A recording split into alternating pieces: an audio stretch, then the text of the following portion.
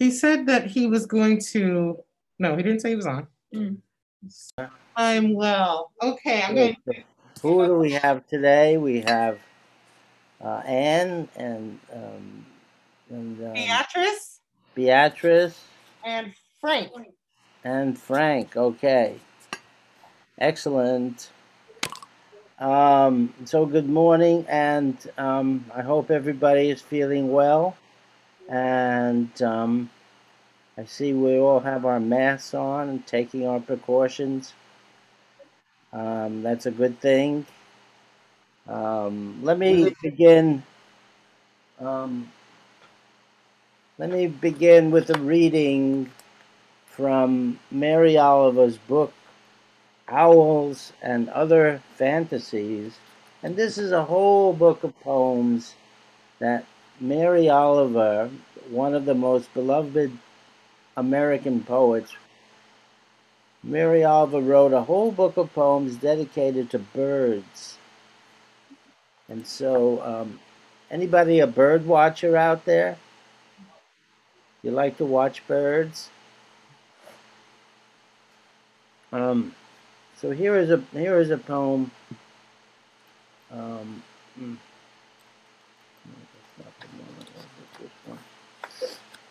This is called Goldfinches. Some goldfinches were having a melodious argument at the edge of a pond. The birds wanted to bathe, or perhaps just wanted to dip their heads and look at themselves. And they were having trouble with who should be first, and so on.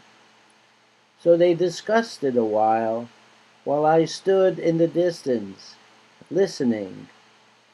Perhaps in Tibet, in the old holy places, they also have such fragile bells. Or are these birds really just that? Bells come to us. Come to this road in America.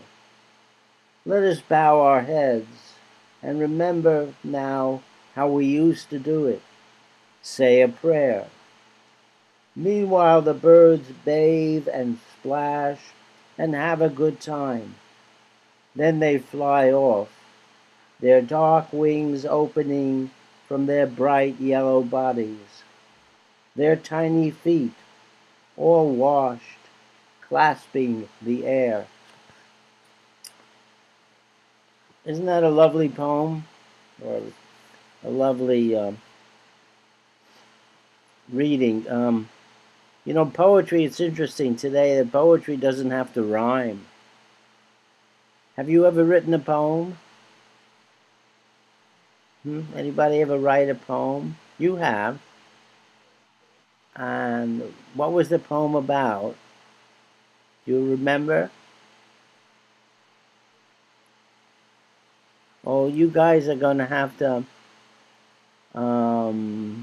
unmute yourselves.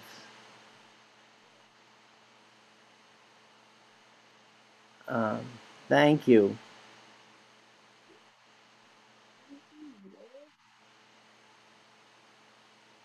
Can you hear us? Yes. I'll make it a little louder. So do you remember what that poem was about that you wrote?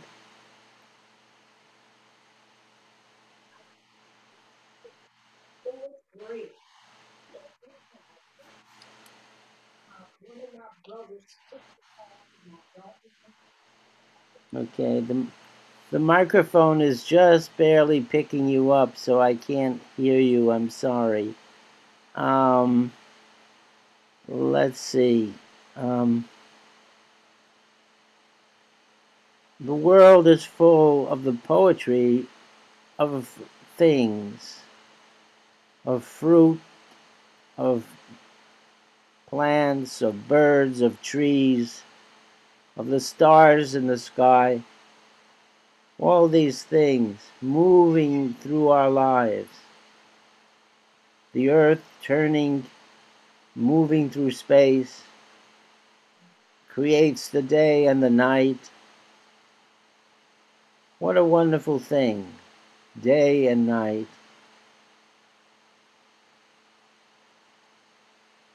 Giving us time to rest, to renew ourselves, to be ourselves, to wonder,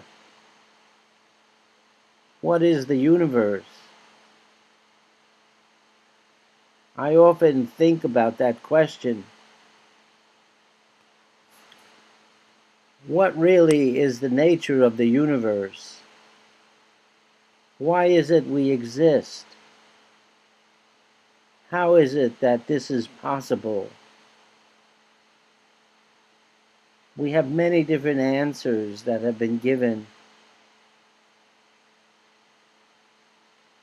Some are religious, some are scientific.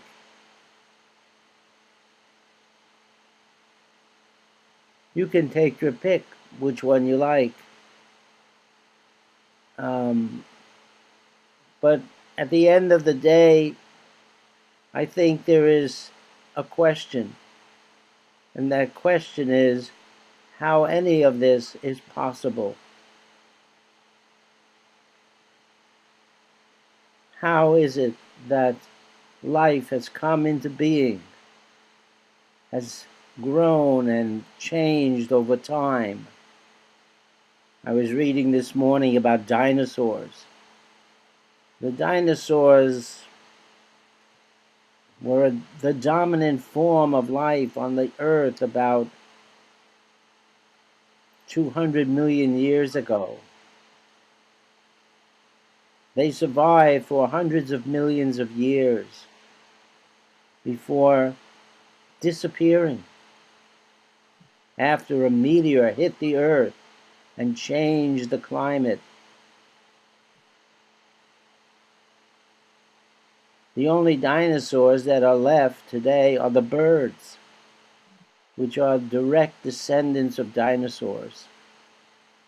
In fact, some scientists think birds are dinosaurs. So we have change that takes place over time. Human beings have been here roughly 300,000 years in their present form. That's not a very long time in terms of the history of the world. Spiders have been here for, 150 million years. And bees, 100 million years or so. The first birds came out of the dinosaurs about 100 million years ago. The first flowering plants 135 million years ago. And so the time the human beings have been here compared to other life forms is quite short. We don't know how long it will be before human beings change into something new. In the paper this morning, I saw an article about a person I know who was the daughter of one of my students in another class, and she is a scientist at Berkeley, this daughter, and she got the Nobel Prize. The Nobel Prize was one of the most prestigious prizes you can win in science, and she got that. One of the few women to ever get it, and she will get $1 million. $1 million and a parking place at Berkeley University, which I don't know is more, which one is worth more.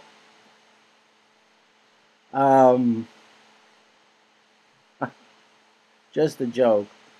But what she did was she figured out a way of going into the information that is within every cell of our bodies. In every cell we have what is called the genes, which are an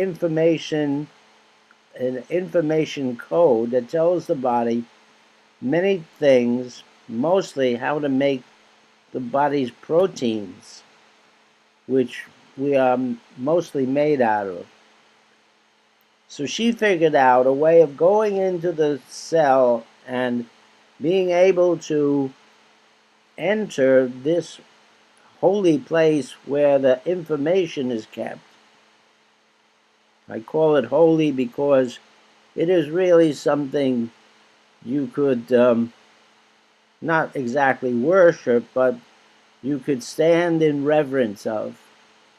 In every cell there is a tiny thread that contains the information for the body, for the way the body is put together in terms of proteins. So she figured out how to go into that and how you can manipulate it, how you can change it. And this might have a great impact on how we treat diseases. And many diseases are the product of problems that happen in the information in our body. And if you can change that, you can change the disease. So that's a huge thing she did. And she deserves that parking place. I'm kidding, but she deserves a Nobel Prize. Her name was Jennifer Doudner, or is Jennifer Doudner. And I met her once. She came to visit her mom, who used to come to my class at another place in Berkeley, the Berkshire. Maybe you know of it. Anyway, she stayed for one of my classes once, and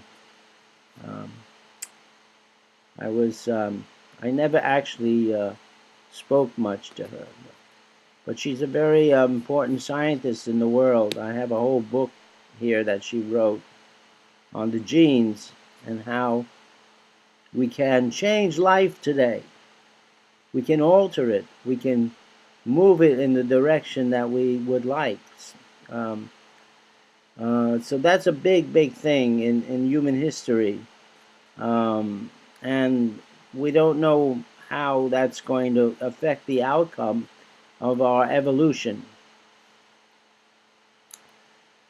Human beings appeared on the earth about 300,000, or I should say about 7 million years ago. They weren't like today's humans.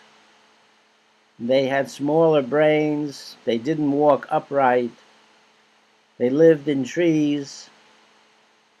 They were quite primitive, but they had begun the road towards the modern human.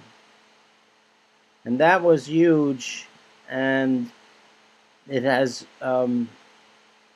enabled us to appear on the earth and to thrive and spread over the earth. Any questions? Comments?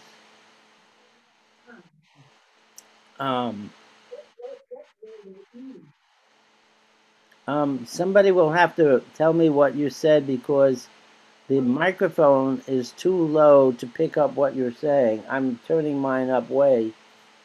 Asking, what were they eating? What were they eating? Oh, that's a good question. These primitive humans, I think they ate fruits and like potato-like things that they could get out of the earth, and they also ate some meat. They might have eaten insects, I'm not sure. Remember, they were much more primitive than today's humans. It's a very good question. About 1 million years ago, a type of human appeared on the earth called Homo. What was that?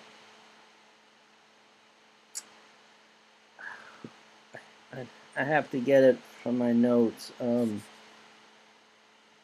Anyway, this type of human was more advanced than what came before, and was able to work with fire. It had mastered fire. We found remnants of places where these humans used fire to cook food, and that enabled humans to eat more meat, which allowed the humans to have more energy, and possibly it allowed humans to grow in their brain size. We're not exactly sure, but humans took off in terms of brain size about that time, and we had the control of fire, which was one of the earliest amazing things that humans were able to do. Amazing accomplishment. So today we have only one type of human. 30,000 years ago we had at least 3, maybe more types of humans that lived on the earth. And we all lived together, and we even mingled with each other. And some of us have genetic information from these other humans, especially if you come from Europe. You have maybe 3% of your genetic makeup from different forms of humans. Neanderthal types were prevalent then. Neanderthal were a stockier, more strongly built type of human. They had the same size brain as we have, maybe even bigger. And they lived in the cold places of the world primarily. And after the Ice Age changed, which was about 10,000 years ago, these humans disappeared. And we don't exactly know why, but we know that we carry their genes in our own bodies. So it's an interesting story, I think. Any questions? Any more questions?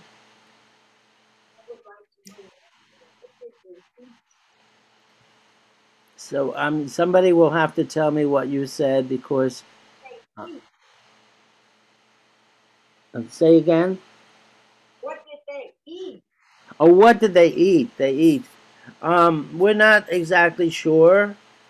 But they probably ate meat. The Neanderthals were hunters, and they often hunted together, and they hunted the big animals. I should say it's good evidence they ate meat. They probably ate other things like fruits and berries and things like that when they were available, nuts perhaps. But we know they were great hunters, and they were able to hunt things like the mammoth elephant and the woolly rhinoceros and other large animals, which was quite an accomplishment. They hunted in groups, which cooperated with each other to bring down these huge beasts. So they are they are looked upon as sophisticated types of humans.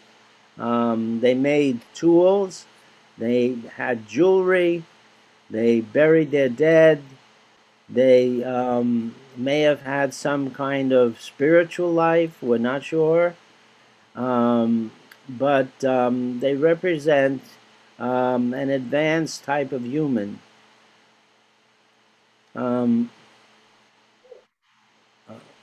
Any questions? Any more questions? So life is always changing. As I mentioned before, at one time, about 100 million years ago or so, the Earth was full of dinosaurs. There may have been 10,000 different kinds of dinosaurs, and except for the birds, they all disappeared. Before the dinosaurs, you had other forms of life that came in and went. We have had at least 5 extinctions in the history of the Earth. The extinctions being times when most of the world's life disappeared. The biggest was about 200 million years ago, which is called the Permian time. And in the Permian time, 70% of the land animals and plants disappeared, and I think about 90% of the life that lived in the oceans disappeared. And it's amazing that things bounce back. One of the incredible things is the ability of life to bounce back, to overcome difficult situations.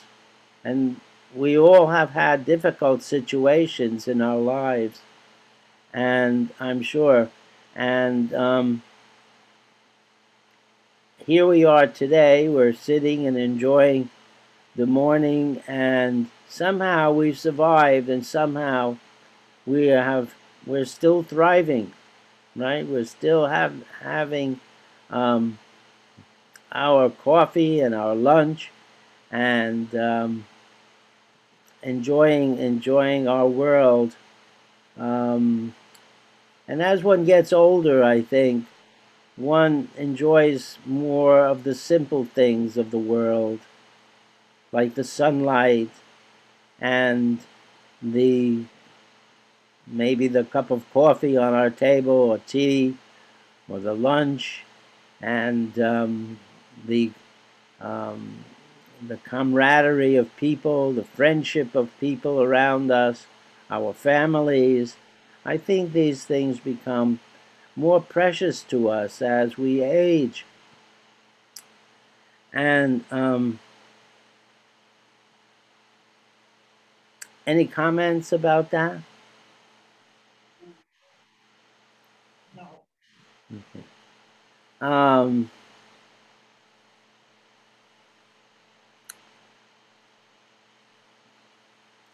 All right, let me see. What time is it? 11:05. Let's see what we got here. Here's my lovely new book, which I think I've shown to you. And this is called What It's Like to Be a Bird. And it has wonderful, wonderful things about birds. And here is a page on this is pelicans, a page on pelicans. And the pelican is a common bird in our area. And here it says pelicans are among the heaviest flying birds in the world. Now that's interesting. I didn't know that.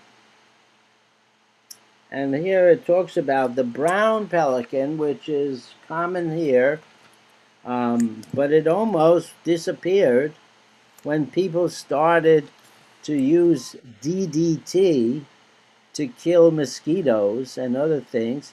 The DDT is not good for birds' eggs.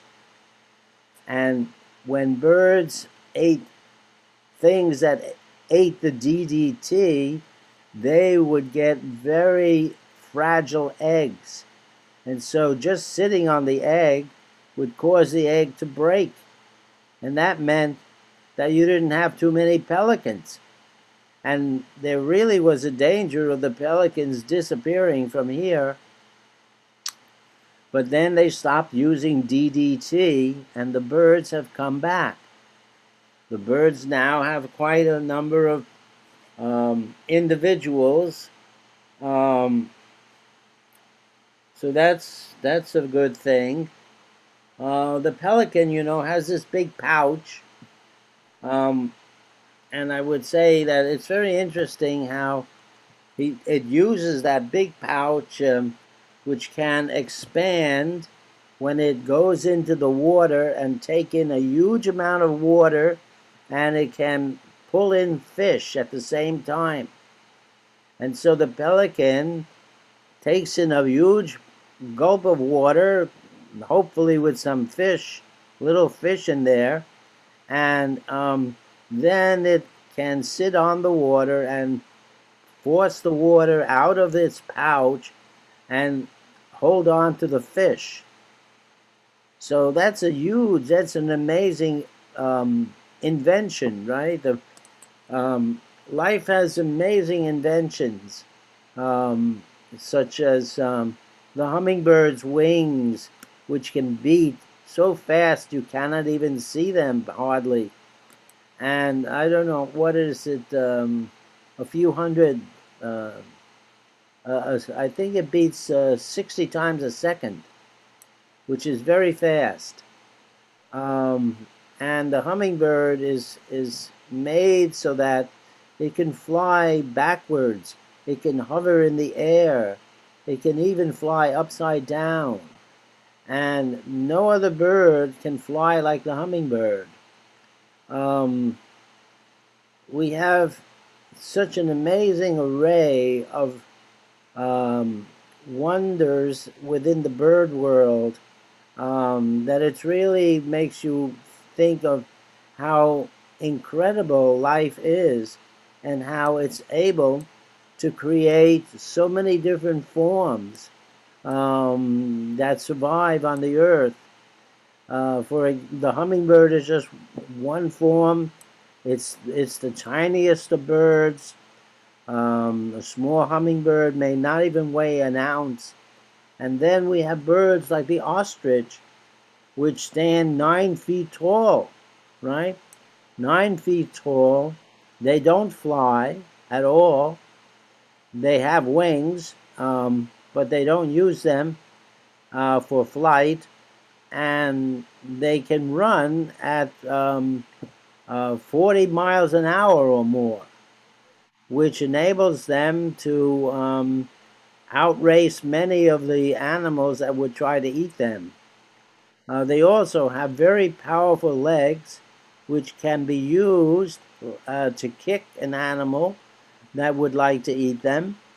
And so this bird, the ostrich, is a very interesting, successful animal that has survived millions of years on the earth. So we have about 10,000 different kinds of birds, from the tiny hummingbird to the great size of the ostrich. A few thousand years ago, and even less, we had a bird called the elephant bird, which was even bigger than the ostrich. And that bird had lost its wings entirely, and just was like a huge ostrich that, I don't know, I think it stood 10 or 12 feet high. It was the largest bird ever. So we go from a tiny bird like a hummingbird or a warbler that all the way up to the ostrich, which stands 9 feet tall.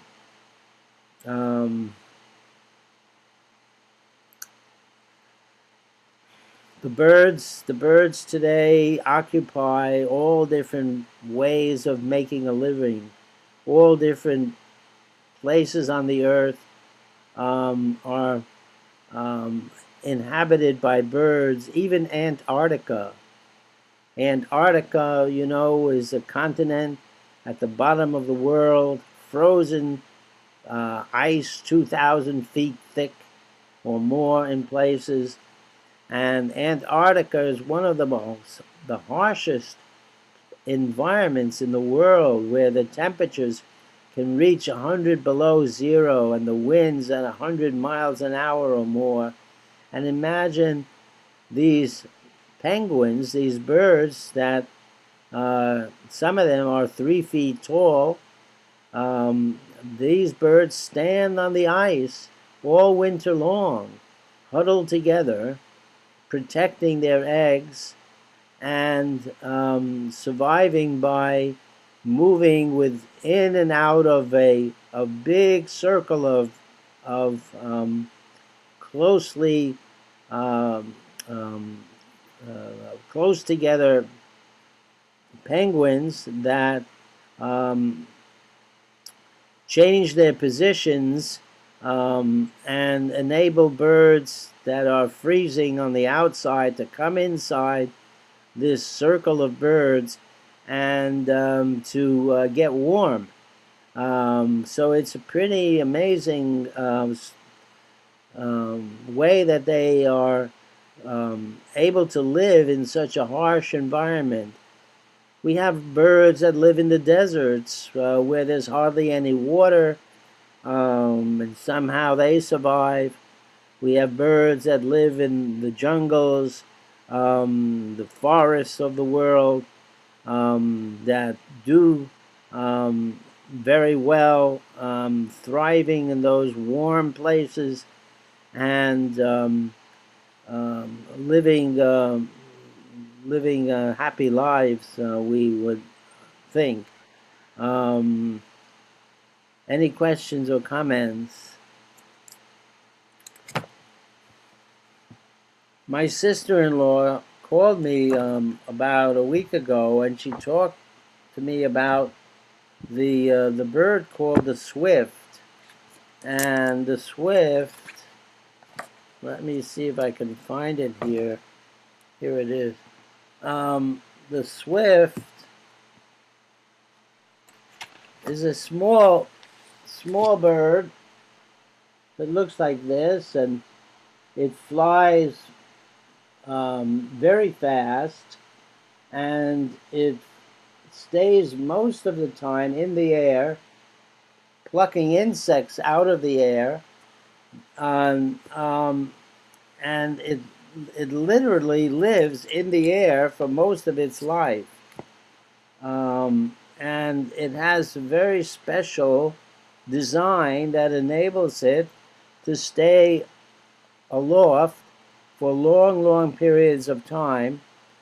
And how did this design come about? How did this shape of the bird, which enables it to fly all the time, even the bird is capable, we think, of sleeping while flying.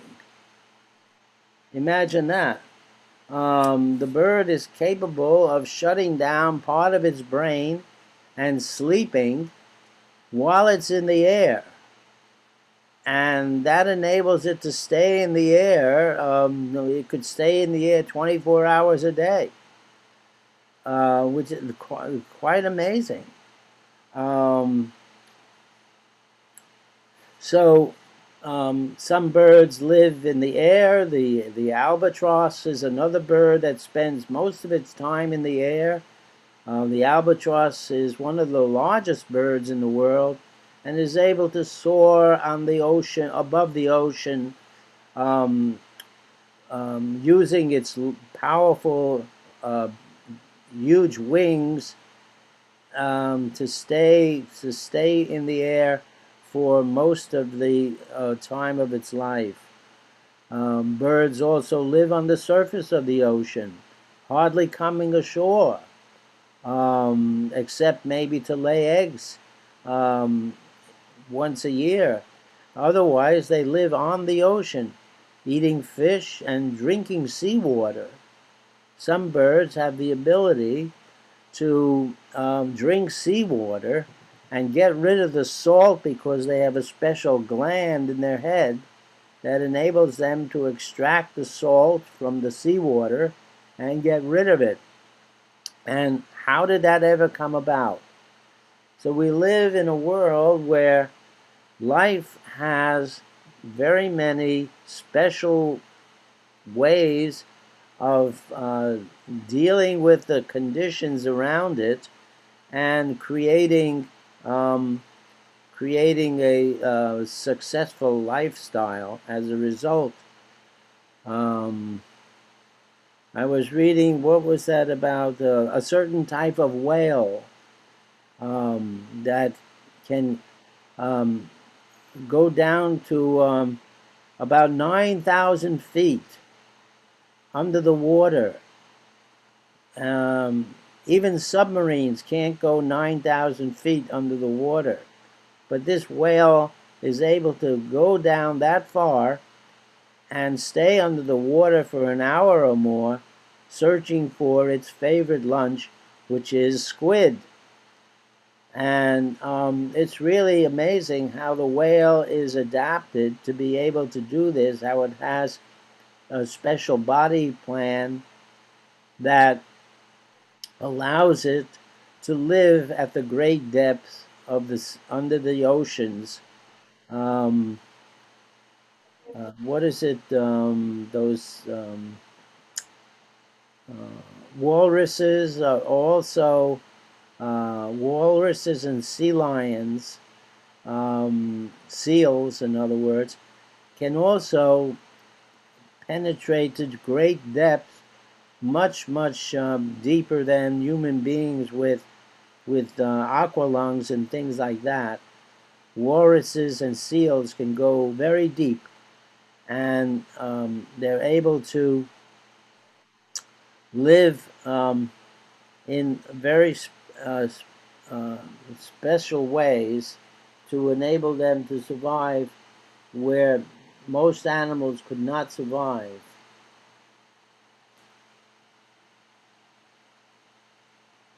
Any questions or comments? So we have many different kinds of birds. I mentioned there are about 10,000 or so different kinds of birds. There are about 25,000 different kinds of fish. There are maybe a million or more kinds of insects. 400,000, I think it is, kinds of spiders. Many kinds of life forms that live in very special ways. There's a spider, for example, that can live underwater, that builds a nest out of bubbles of air and can stay underwater in that nest of bubbles. And that's pretty amazing, don't you think? What is life? How is it that life has this ability to change and to adapt to so many different kinds of environments? On the question of what is life, we still don't have the answer. We still don't know why there is life, how life even began. But we are trying to find out the answers to those questions. We know life is made of the ordinary ingredients of the universe, that it's made of things like carbon, hydrogen, oxygen, nitrogen, phosphorus, ordinary atoms that are everywhere around us. The chair we're sitting on, the floor under our feet, the air we breathe are all made of atoms. And somehow these atoms have come together and created life. That's quite extraordinary, don't you think?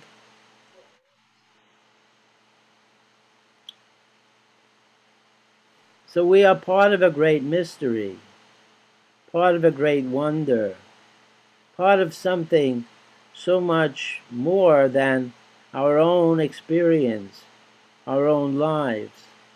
We are part of the great river of life, you might say, an unending flow of living things that is evolving and changing all the time, becoming more, becoming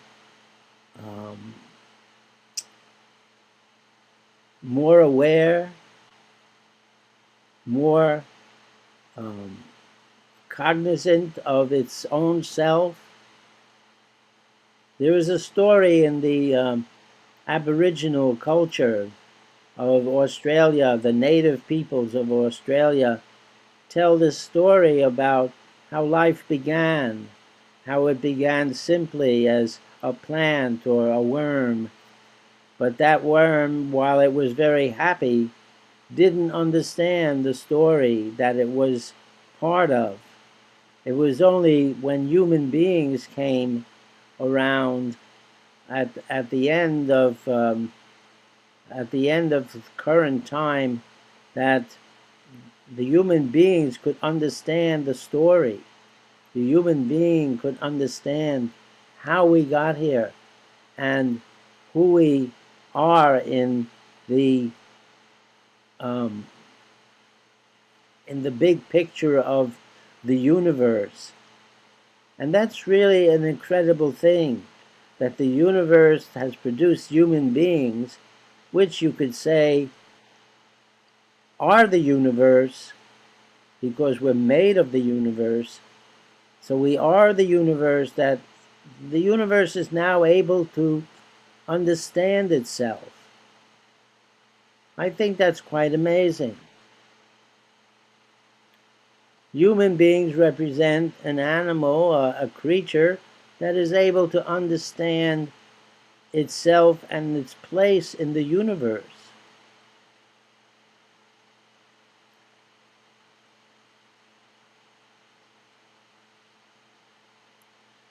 I think I'll read another poem.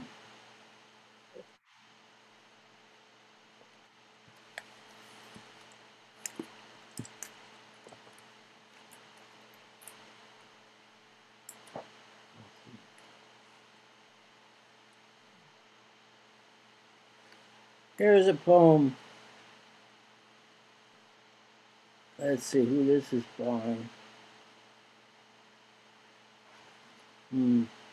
Here's a poem called Amazing.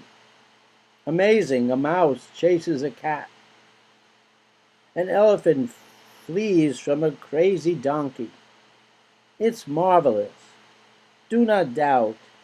If you are stunned, drop your doubts. Amazing, a hungry monkey eats rocks. Wonderful, the experience of the mind. Who can express it? That is from India. Here's another poem from Owl Woman, a Native American. How shall I begin my song? In the blue night that is settling. In the great night my heart will go out. Toward me the darkness comes rattling. In the great night my heart will go out. Brown owls come here in the blue evening. They are hooting about. They are shaking their wings and hooting. Black Butte is far away. Below it I had my dawn. I could see the daylight. coming back for me. The morning star is up. I cross the mountains into the light of the sea. I like that last phrase, last stanza. The morning star is up. I cross the mountains into the light of the sea. Everything is a kind of mystery and wonder, even the light in the room. How can we understand it? Why should it be? Light comes from atoms. Little bits of light are held in atoms and are released by the sun, which is able to produce these beams of light. It's quite extraordinary. What if these little bits, these what we call photons of light, didn't exist? The world would certainly be totally dark.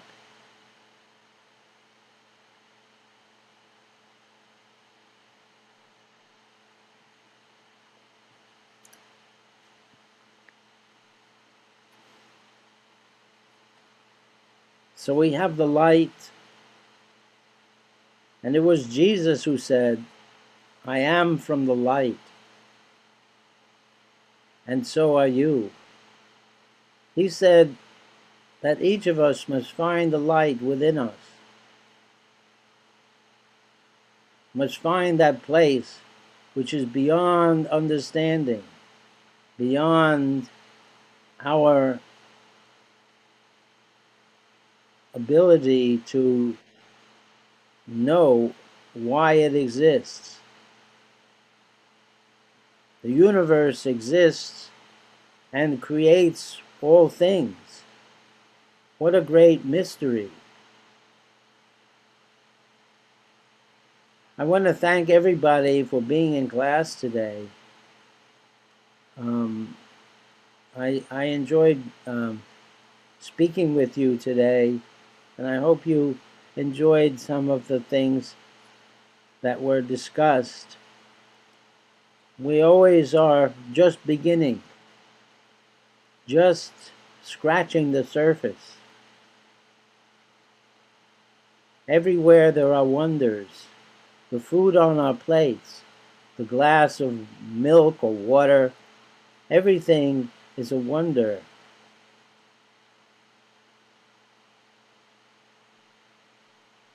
We don't need to have all the answers, but if we have some good questions, we can live in a different way, I think.